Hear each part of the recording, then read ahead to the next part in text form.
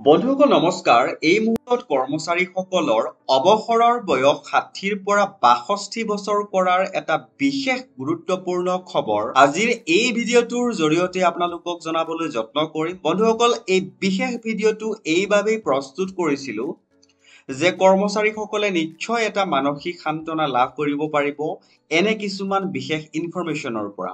তে বন্ধুসকল, দেৰি নকৰোঁ, আজিৰ ভিডিঅ'টো আৰম্ভ কৰোঁ।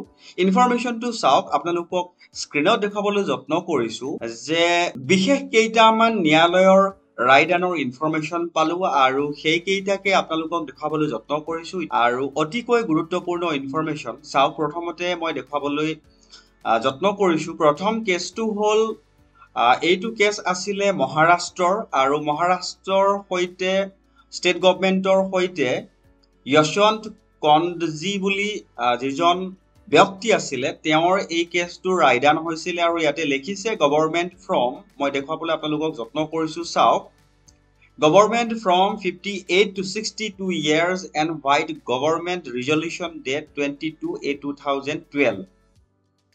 Age of retirement of librarian was enhanced from 60 years age of retirement up to 62 years. Resolved to bring down as retired 60 years from 62 years. এই কেছটো আছিলে বম্বে হাইকোৰ্টৰ আৰু মহাৰাষ্ট্ৰ চৰকাৰৰ লগত আছিলে।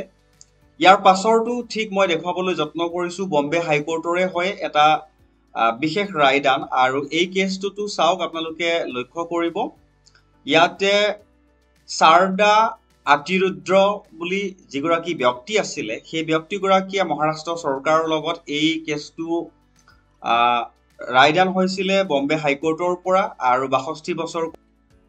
ঠিক তেনেকৈ ইয়াৰ পাছৰ কেছটো চাওক, দেখুৱাবলৈ যত্ন কৰিছোঁ। ইয়াৰ পাছৰ কেছটো আছিলে বিহাৰৰ আৰু ডক্টৰ ৰাজকুমাৰ মজুমদাৰ বুলি এগৰাকী ব্যক্তি versus the state of Bihar আৰু পাটনা হাইকোৰ্টে ৬২ বছৰ কৰিব লাগে বুলি ৰায়দান দিয়া হৈছিলে আৰু এই ইনফৰমেশ্যনটো ওলাইছে এনেকৈ।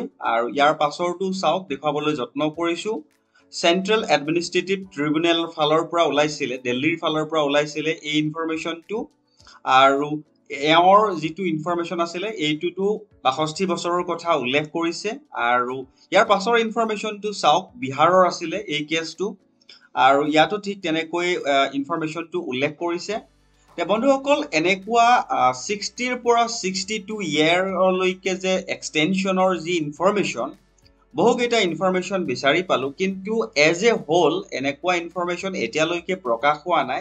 খুব কিছুমান বিশেষ কিছুমান কাৰণত বা তেনেকুৱা বিশেষ কিছুমান ব্যক্তিৰ সৈতে ন্যায়ালয়ৰ মজিয়াত গৈ এটা সিদ্ধান্তত উপনীত হোৱাৰহে ইনফৰমেশ্যন আমাৰ হাতত এতিয়ালৈকে বা আমি গুগলত দেখিবলৈ পাইছোঁ। তো মই এইখিনিতে আপোনালোকক এটা অনুৰোধ কৰিবলৈ বিচাৰোঁ, যদি যিসকল আমাৰ কৰ্মচাৰী আছিলে তেওঁলোকে নিৰাশ নহ'ব। হয়তো অনাগত দিনত চৰকাৰৰ ফালৰ পৰা নিশ্চয়কৈ যদি এই বিষয়ত আলোচনা হয়, এটা সিদ্ধান্তত যদি উপনীত হয়, নিশ্চয়কৈ আমি সুখবৰটো লাভ কৰিবলৈ সক্ষম হ'ম।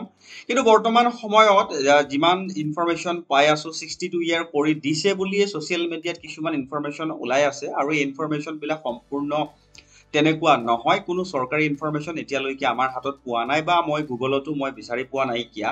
কিন্তু পুৰণি যিসমূহ কেছ দেখিছোঁ বা স্পেচিয়েল কিছুমান কেছৰ ইনফৰমেশ্যন যি বিচাৰি পাইছোঁ, সেয়াই আজি আপোনালোকৰ ওচৰত জনাবলৈ যত্ন কৰিলোঁ আৰু আশা ৰাখক খুব মটিভেশ্যনেৰে নিজৰ কামটো বা নিজৰ চাকৰিটো কৰি যাওক। যদি অনাগত দিনত ভাল খবৰ নিশ্চয়কৈ আহে, তেনেহ'লে আপোনালোকক পোনছাতে জনাবলৈ আমাৰ এই এনেকুৱা ইনফৰমেশ্যনৰ জৰিয়তে জনাবলৈ সক্ষম হ'ম। বন্ধুসকল, এইখিনিতে আপোনালোকক এটা সৰুকৈ অনুৰোধ জনাবলৈ বিচাৰোঁ, যদি আপুনি প্ৰথমবাৰৰ বাবে আমাৰ চেনেলটো ভিজিট কৰি আছে, অনুগ্ৰহ কৰি চেনেলটো ছাবস্ক্ৰাইব কৰি হাতত ৰাখক, কিয়নো কোন সময়ত কেতিয়া গুৰুত্বপূৰ্ণ ইনফৰমেশ্যন প্ৰকাশ হয় আপুনি তেতিয়া সোনকালে অৱগত হ'বলৈ সক্ষম